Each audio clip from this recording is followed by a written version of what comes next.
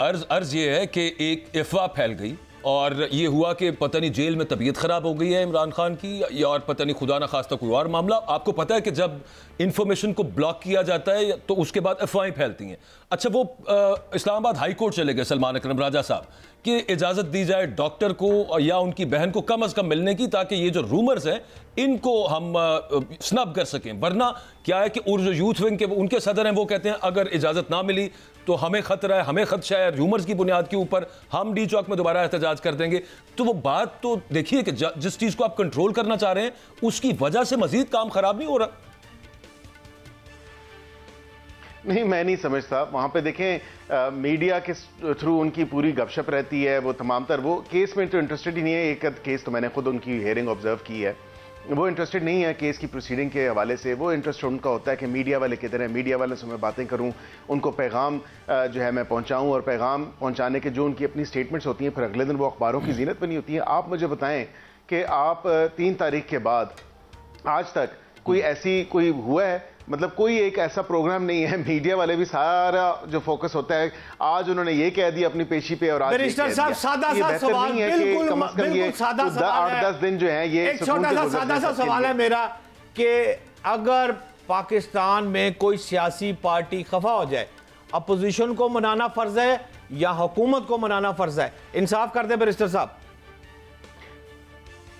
हुकूमत को मनाना फर्ज है और हुकूमत को दिल बड़ा करना पड़ता है। और डेफिनेटली हमने अभी से नहीं, जब से हुकूमत की कमान संभाली है हमने दिल बड़ा किया हुआ है। मेड इन स्पीच में शहबाज शरीफ साहब ने, प्राइम मिनिस्टर ऑफ पाकिस्तान ने, उन्होंने इनको दावत दी। गाए बगाए वो कई दफ़ा और कई बारह दफ़ा उन्होंने इनको दावत दी। हमारी पार्टी के तमाम तर लीडरान ने दावत दी। अपोजिशन में थे सर, बात पे आने के लिए तैयार ही नहीं है। सियासी लोगों का ऐसा रवैया तो नहीं। तब आप अपोजिशन में थे हुजूर। नहीं, अभी मैं अभी की बात कर रहा हूं कि मेड इन स्पीच में as prime minister of Pakistan जब तो जेल में थे शहबाज शरीफ साहब बने तो उसमें भी उन्होंने दावत दी। इवन सो मच सो के जो दोनों बहुत पार्लियामेंट के थोड़ा सा समझ नहीं आ रही, जरा ये दावत कौन सी दी, इसको जरा एलैबोरेट कर दे। देखें, ये दावत ये थी, इनको हमने कहा कि आए सियासी जो डायलॉग है उसके ऊपर बात करें, आपकी कोई इश्यूज हैं आप हमारे से डिस्कस करें। आप और तवातर से, अभी से नहीं, तवातर से जब से गवर्नमेंट आई है अपनी फॉर्मेशन में तब से ये उनके हर छोटे से लेके बड़े तक का लीडर वो सारे कहते थे कि नहीं हमने इनसे बात नहीं करनी, इनकी क्या औकात है, इनकी क्या वक़्त है, हमने इनसे बात नहीं करेंगे, हम इनके आकाओं से बात करेंगे। ऐसी एलिगेशंस तो हमारे पे लगाई गई हैं। अच्छा, ये आखिरी सवाल है बैरिस्टर साहब, आज भी क्लेम है हुकूमत का कि नंबर्स पूरे कर लिए हैं। ये कैसे कर लिए हैं? वो जो बिलावल साहब कह रहे हैं कि तहरीक इंसाफ का कोई बंदा अपने ज़मीर की आवाज़ पर वोट डाल सकता है हमारी आईनी तरमीम के लिए, ये उस तरह से ज़मीर की आवाज़ पर नंबर पूरे हुए हैं सर? नहीं बाजवा साहब, इसमें देखें 2 चीज़ें हैं। आपने देखा होगा कि दूसरा ख़त स्पीकर साहब ने लिखा और स्पीकर साहब ने कहा कि हाउस कंप्लीट नहीं है। हाउस ऑब्वियसली 7-8 माह से ही कंप्लीट नहीं है। जब ओथ टेकिंग हुई इन तमाम तर रिजर्व सीट्स के ऊपर और माइनॉरिटीज़ की सीट्स के ऊपर, उसके बाद से सुप्रीम कोर्ट का जो फैसला आया वो आपने खुद भी देखा कि ना आइन और ना कानून में उसकी कोई ऐसी जो है सपोर्ट मिलती है, ना किसी कोई आर्टिकल उसको अपनी सपोर्ट लैंड करता है। 3 दिन के इधर, 15 दिन के इधर and so on so fourth.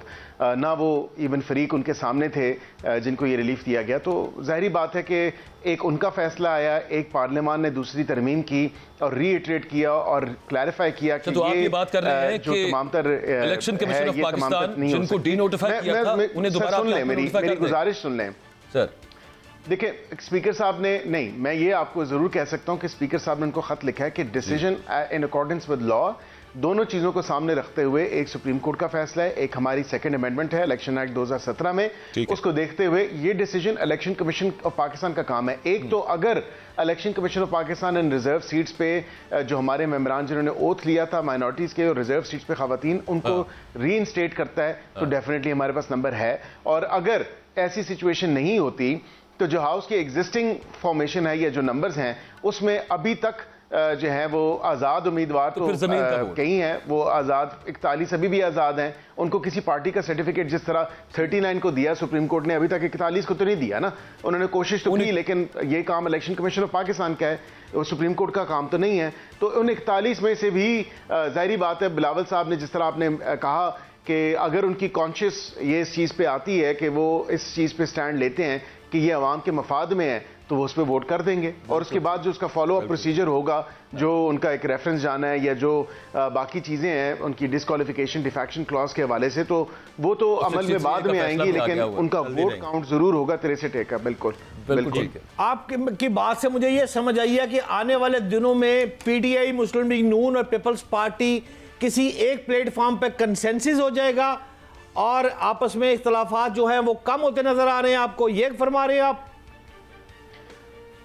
जी मैं बिल्कुल यही फरमा रहा हूँ, और ये नेशनल इंटरेस्ट में होगा कि जहाँ आपकी नेशनल इंटरेस्ट की बात की जाए, जिस तरह अभी एससीओ हो रही है, जिस तरह अभी सऊदी डेलीगेशन आया हुआ है, जिस तरह मलेशियन प्राइम मिनिस्टर आए हुए थे, तो ये नेशनल इंटरेस्ट की चीज़ें हैं। इसमें ना तो हमें ना किसी और सियासी जमात को, ना अपोजिशन को या उस अपोजिशन की किसी सियासी जमात को अपनी सियासत नहीं करनी चाहिए, सियासत नहीं चमकानी चाहिए।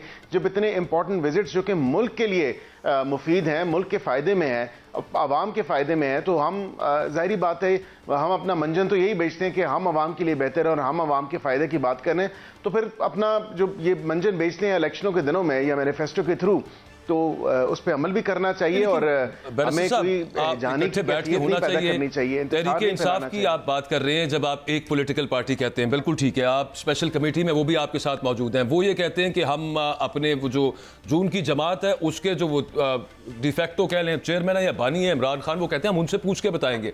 उनसे मुलाकात पे आपने पाबंदी लगा दी हुई है, तो वो पूछ के कैसे बताएंगे और वो किस तरह से मुशावरत होगी आगे? भाजपा साहब ये बड़ी मजे का खेज बात है। देखें अब आप खुद ही अपने आप से पूछें और शहजाद साहब से पूछें, आपके साथ बैठे हुए हैं, मुझे ये बताएं कि क्या आईनी अदालतों का या कॉन्स्टिट्यूशनल अमेंडमेंट का उनको नहीं पता था? रोज आए वहां पे मीडिया के थ्रू बयानात भी जारी किए जाते थे, मुलाकातों में भी कहा जाता था। अब क्या वो नई तजवीज़ देंगे कि अब एक्सेप्ट कर लें आईनी अदालत को? क्योंकि वो तो कहते हैं हम आईनी अदालत के खिलाफ हैं और कहते हैं ये अमेंडमेंट हमने करनी ही नहीं देनी। वो हो सकता है काउंटर आर्गुमेंट पूछा जाता है, वो हो सकता है कि वो आईनी बेंच के साथ, अगर इजाजत दी, जब उनसे काउंटर आर्गुमेंट, जब पीटीआई वालों से काउंटर आर्गुमेंट पूछा जाता है कि इसका काउंटर नैरेटिव या काउंटर आर्गुमेंट क्या है, ठीक है मान लिया अगर आप कहते हैं तो हम नहीं करते, लेकिन आप बताएं कि निज़ाम अदल में बेहतरी या इंसाफ के निज़ाम में बेहतरी किस तरह लाई जा सकती है, उसके लिए कहते हैं बस हमने नहीं करने देनी। हुजूर वाला मैं तो ये सवाल ही नहीं था आपसे पूछ रहा, मैं आपसे ये अर्ज कर रहा था, पूछना मैं आपसे ये चाह रहा था कि उन्होंने कंसल्ट तो करना है अपनी पार्टी के सुप्रीम लीडर को या नहीं करना? आपकी जमात भी मियां नवाज शरीफ साहब से, शहबाज शरीफ साहब बाकायदा लंदन जाके कंसल्ट करके आया करते थे जब नवाज शरीफ साहब पर केसेस मतलब बाजवा साहब कह रहे हैं थोड़ी डील देंगे तो मामला तो होंगे ना, आपने तो एक साइड पर टाइट कर दिया, तो फिर मुज़ाकरात कैसे? फिर तो यही होगा ना कि पार्लियामेंट में ईरान चाइना का प्राइम मिनिस्टर खिताब नहीं करेगा, फिर तो ये होगा भाई। सर मेरी गुजारिश ये है, ये देखें ना, यही तो बात है कि ये इतने इंपॉर्टेंट विजिट्स हो रहे हैं, एक ऐसी इंतशार की सिचुएशन हम नहीं चाहते कि शहर इक़्तिदार में या ट्विन सिटीज़ में ऐसी कोई सिचुएशन हो। अब वहाँ से जो अहकामात जारी होते हैं वो तो यही होते हैं